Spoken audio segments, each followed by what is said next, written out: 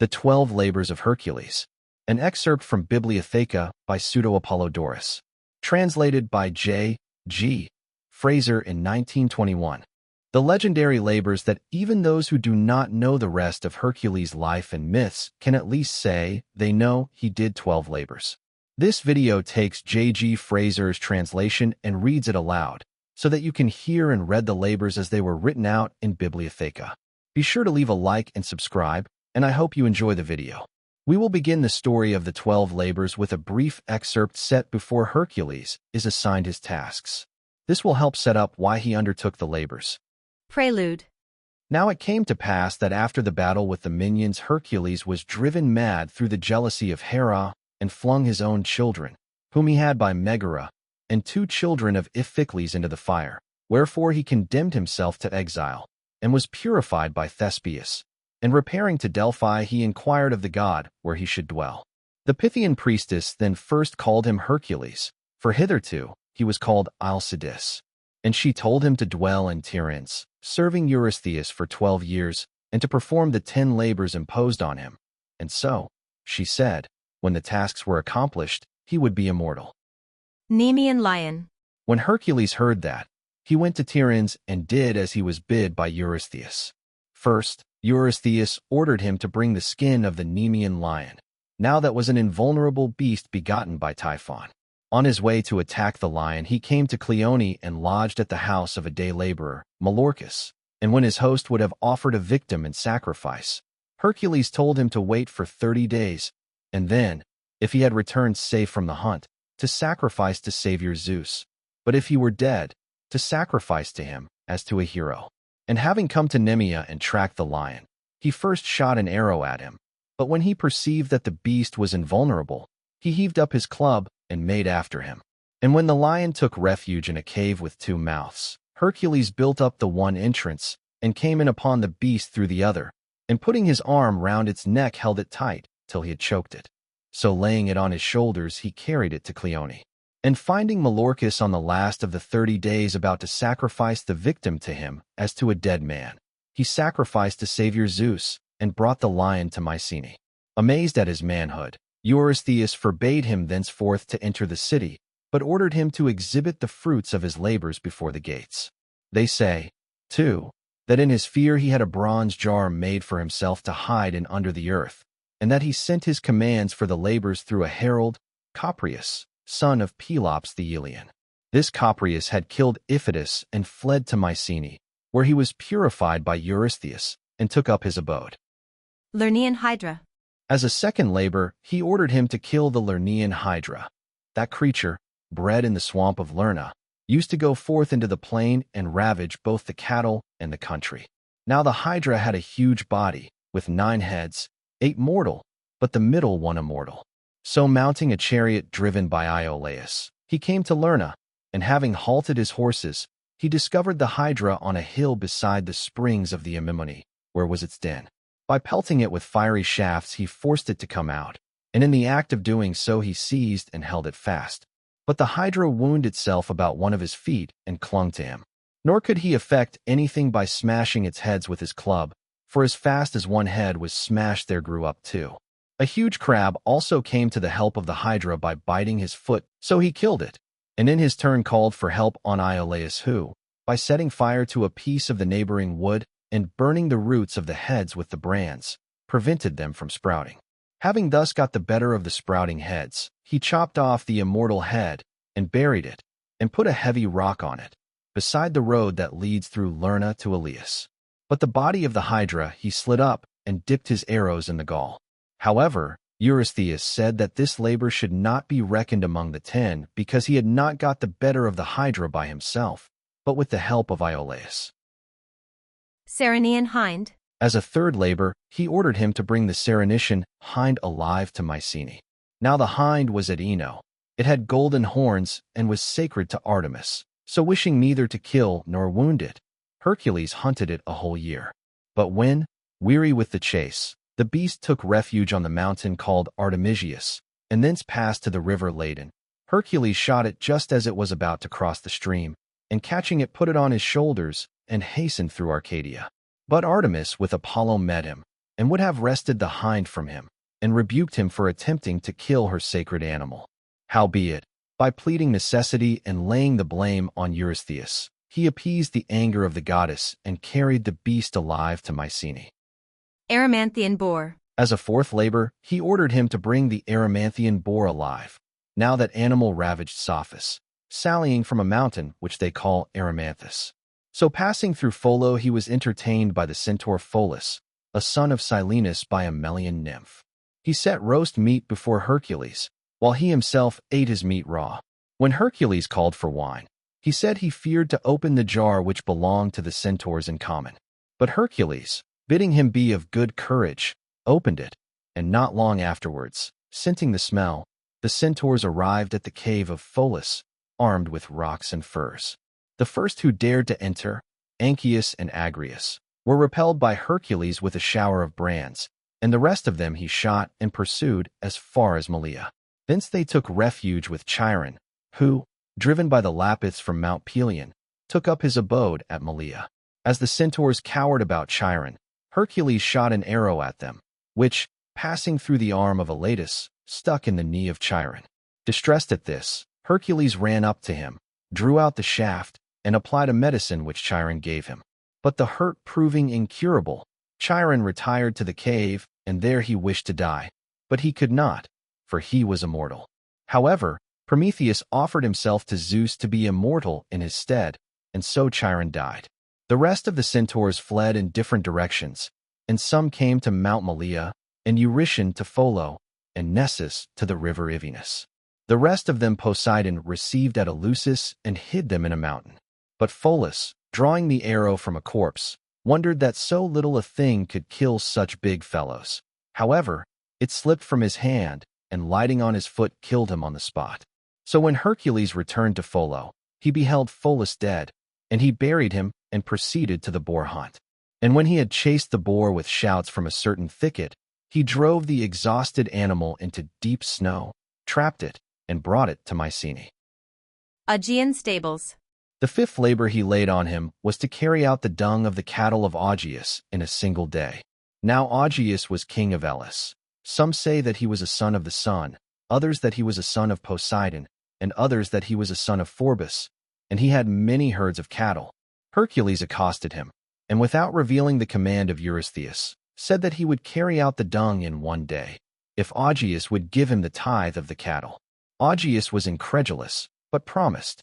Having taken Augeas's son Phyleus to witness, Hercules made a breach in the foundations of the cattle yard, and then, diverting the courses of the Alpheus and Punnius, which flowed near each other, he turned them into the yard, having first made an outlet for the water through another opening.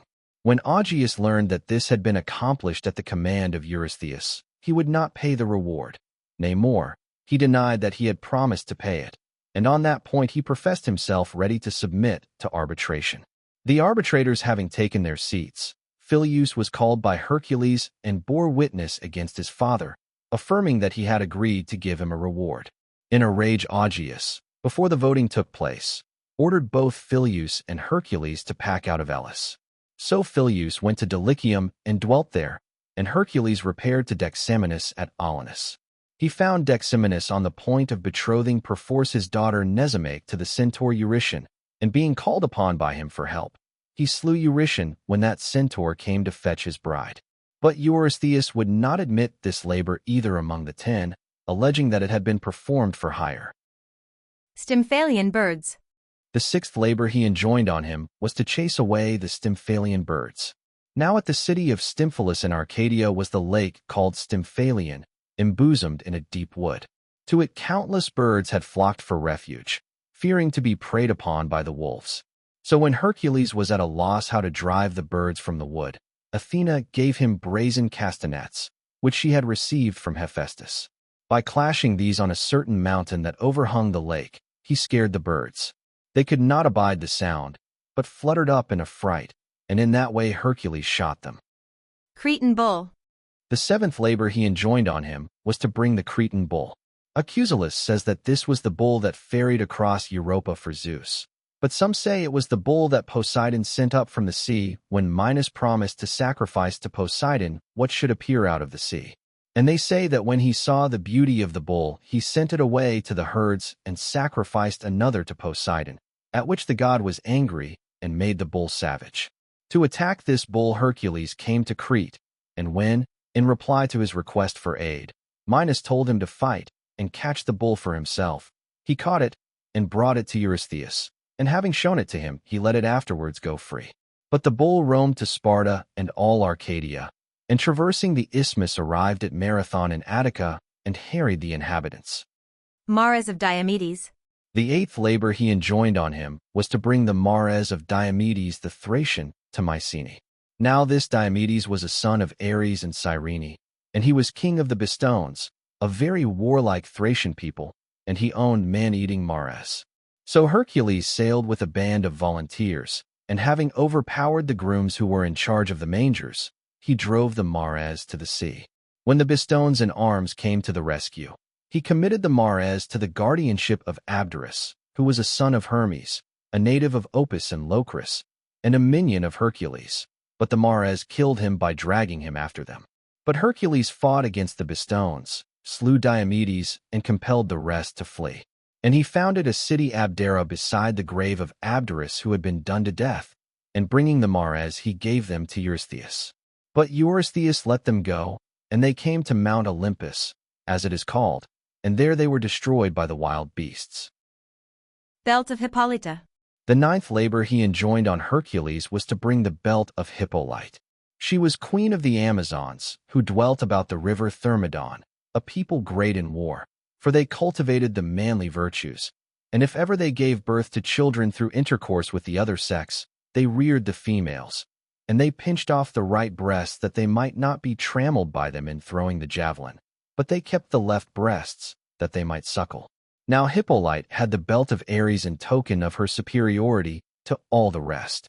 Hercules was sent to fetch this belt because Admete, daughter of Eurystheus, desired to get it. So taking with him a band of volunteer comrades in a single ship, he set sail and put into the island of Paros, which was inhabited by the sons of Minos, to wit, Eurymedon, Chryses, Nephalion, and Philolaus. But it chanced that two of those in the ship landed and were killed by the sons of Minos. Indignant at this, Hercules killed the sons of Minos on the spot and besieged the rest closely, till they sent envoys to request that in the room of the murdered men he would take two, whom he pleased. So he raised the siege, and taking on board the sons of Androgeus, son of Minos, to wit, Alcaeus and Sthenelus, he came to Mysia, to the court of Lycus, son of Dascylus, and was entertained by him. And in a battle between him and the king of the Babrises, Hercules sided with Lycus and slew many, amongst others King Mygdon, brother of Amycus. And he took much land from the Babrises and gave it to Lycus, who called it all Heraclea. Having put in at the harbor of Themyscira, he received a visit from Hippolyte, who inquired why he was come, and promised to give him the belt. But Hera in the likeness of an Amazon went up and down the multitude, saying that the strangers who had arrived were carrying off the queen. So the Amazons in arms charged on horseback down on the ship. But when Hercules saw them in arms, he suspected treachery, and killing Hippolyte stripped her of her belt. And after fighting the rest, he sailed away and touched at Troy. But it chanced that the city was then in distress, consequently on the wrath of Apollo and Poseidon. For desiring to put the wantonness of Laomedon to the proof, Apollo and Poseidon assumed the likeness of men and undertook to fortify Pergamum for wages. But when they had fortified it, he would not pay them their wages. Therefore Apollo sent a pestilence, and Poseidon a sea monster, which, carried up by a flood, snatched away the people of the plain. But as oracles foretold deliverance from these calamities if Laomedon would expose his daughter Hesione to be devoured by the sea monster, he exposed her by fastening her to the rocks near the sea. Seeing her exposed, Hercules promised to save her on condition of receiving from Laomedon the Mares which Zeus had given in compensation for the theft of Ganymede. On Laomedon saying that he would give them, Hercules killed the monster and saved Hesione. But when Laomedon would not give the stipulated reward, Hercules put to sea after threatening to make war on Troy. And he touched at Enus, where he was entertained by Poltees. And as he was sailing away he shot and killed on the Aenean beach a lewd fellow, Sarpedon, son of Poseidon and brother of Poltes. And having come to Thasos and subjugated the Thracians who dwelt in the island, he gave it to the sons of Androgeus to dwell in. From Thasos he proceeded to Torwan, and there, being challenged to wrestle by Polygonus and Telegonus, sons of Proteus, son of Poseidon, he killed them in the wrestling match. And having brought the belt to Mycenae, he gave it to Eurystheus. Cattle of Geryon. As a 10th labor, he was ordered to fetch the kine of Geryon from Erythea. Now Erythea was an island near the ocean. It is now called Gadeira. This island was inhabited by Geryon, son of Chrysaor by Callirrhoe, daughter of Ocean. He had the body of 3 men grown together and joined in one at the waist, but parted in 3 from the flanks and thighs. He owned red kine, of which Eurytion was the herdsman, and Orthus, the 2-headed hound, begotten by Typhon on Echidna, was the watchdog. So journeying through Europe to fetch the kine of Geryon, he destroyed many wild beasts and set foot in Libya. And proceeding to Tartessus, he erected as tokens of his journey 2 pillars over against each other at the boundaries of Europe and Libya. But being heated by the sun on his journey, he bent his bow at the god, who in admiration of his hardihood, gave him a golden goblet in which he crossed the ocean. And having reached Erythea, he lodged on Mount Abas. However the dog, perceiving him, rushed at him, but he smote it with his club, and when the herdsman Eurytion came to the help of the dog, Hercules killed him also. But Menoetes, who was there pasturing the kine of Hades, reported to Geryon what had occurred, and he, coming up with Hercules beside the river Anthemus, as he was driving away the kine, joined battle with him and was shot dead. And Hercules, embarking the kine in the goblet and sailing across to Tartessus, gave back the goblet to the sun. And passing through Abderia, he came to Liguria, where Ialibion and Ursinus, sons of Poseidon, attempted to rob him of the kine, but he killed them and went on his way through Tyrrhenia. But at Rhegium a bull broke away and hastily plunging into the sea swam across to Sicily, and having passed through the neighboring country since called Italy after it, for the Tyrrhenians called the bull Italus, came to the plain of Eryx, who reigned over the Elymi. Now Eryx was a son of Poseidon, and he mingled the bull with his own herds. So Hercules entrusted the kine to Hephaestus, and hurried away in search of the bull. He found it in the herds of Eryx, and when the king refused to surrender it unless Hercules should beat him in a wrestling bout, Hercules beat him thrice, killed him in the wrestling, and taking the bull drove it with the rest of the herd to the Ionian Sea. But when he came to the creeks of the sea, Hera afflicted the cows with a gadfly, and they dispersed among the skirts of the mountains of Thrace. Hercules went in pursuit, and having caught some, drove them to the Hellespont, but the remainder were thenceforth wild. Having with difficulty collected the cows, Hercules blamed the river Strymon, and whereas it had been navigable before, he made it unnavigable by filling it with rocks. And he conveyed the kine and gave them to Eurystheus, who sacrificed them to Hera. Golden apples of the Hesperides. When the labors had been performed in 8 years and a month, Eurystheus ordered Hercules, as an 11th labor, to fetch golden apples from the Hesperides, for he did not acknowledge the labor of the cattle of Augeas, nor that of the Hydra. These apples were not, as some have said, in Libya, but on Atlas among the Hyperboreans. They were presented by Earth to Zeus after his marriage with Hera, and guarded by an immortal dragon with 100 heads, offspring of Typhon and Echidna, which spoke with many and divers sorts of voices. With it the Hesperides also were on guard, to wit, Egli, Erythea, Hesperia, and Arethusa. So journeying, he came to the river Echeterus. And Cycnus, son of Ares and Pyrene, challenged him to single combat. Ares championed the cause of Cycnus and marshaled the combat, but a thunderbolt was hurled between the two and parted the combatants. And going on foot through Illyria and hastening to the river Eridanus, he came to the nymphs, the daughters of Zeus and Themis. They revealed Nereus to him, and Hercules seized him while he slept. And though the god turned himself into all kinds of shapes, the hero bound him and did not release him till he had learned from him where were the apples and the Hesperides. Being informed, he traversed Libya. That country was then ruled by Antaeus, son of Poseidon, who used to kill strangers by forcing them to wrestle. Being forced to wrestle with him, Hercules hugged him, lifted him aloft, broke and killed him, For when he touched earth, so it was that he waxed stronger, wherefore some said that he was a son of earth. After Libya, he traversed Egypt. That country was then ruled by Busiris, a son of Poseidon, by Lysianassa, daughter of Epiphus. This Busiris used to sacrifice strangers on an altar of Zeus in accordance with a certain oracle.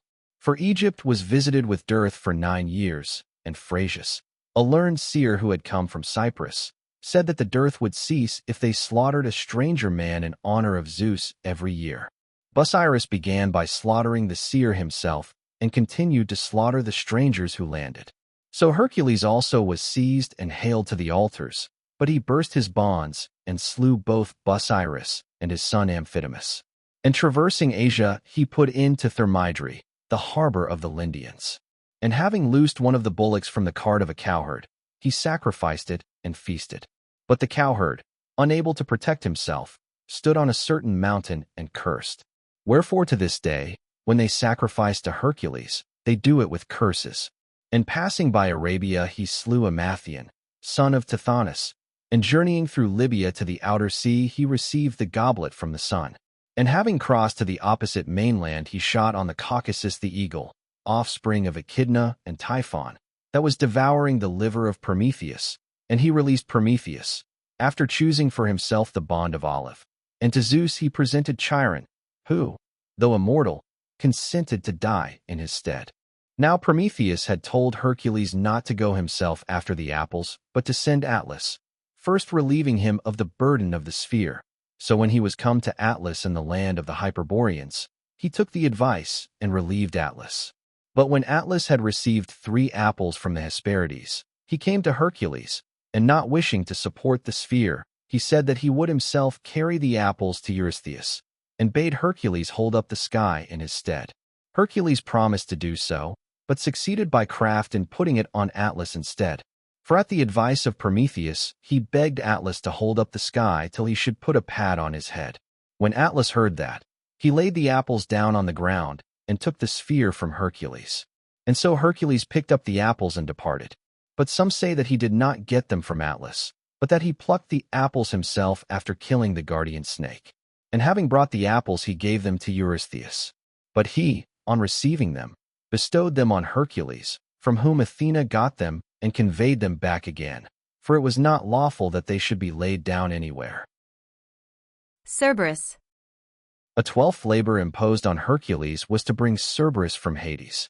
Now this Cerberus had 3 heads of dogs, the tail of a dragon, and on his back the heads of all sorts of snakes. When Hercules was about to depart to fetch him, he went to Eumolpus at Eleusis, wishing to be initiated.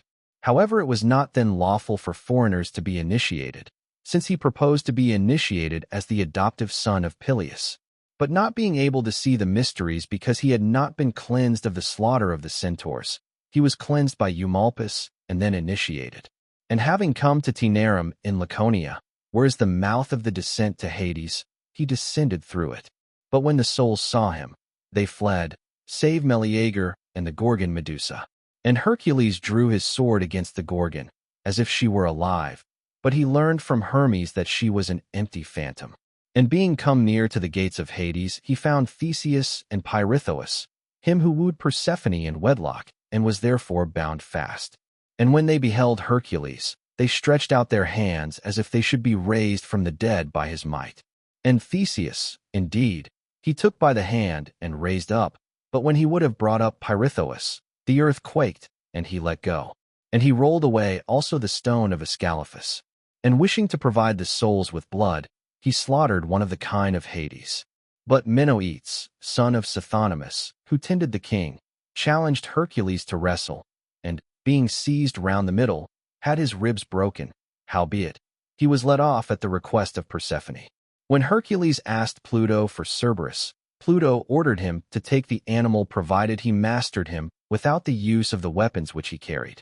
Hercules found him at the gates of Acheron, and, cased in his cuirass and covered by the lion's skin, he flung his arms round the head of the brute, and though the dragon in its tail bit him, he never relaxed his grip and pressure till it yielded. So he carried it off and ascended through treason. But Demeter turned Ascalaphus into a short-eared owl, and Hercules, after showing Cerberus to Eurystheus, carried him back to Hades. And there ends the labors of Hercules. Though it is not the end of his story, and neither where it began. Please like and subscribe for future videos of the rest of the life of Hercules, as well as other myths and stories.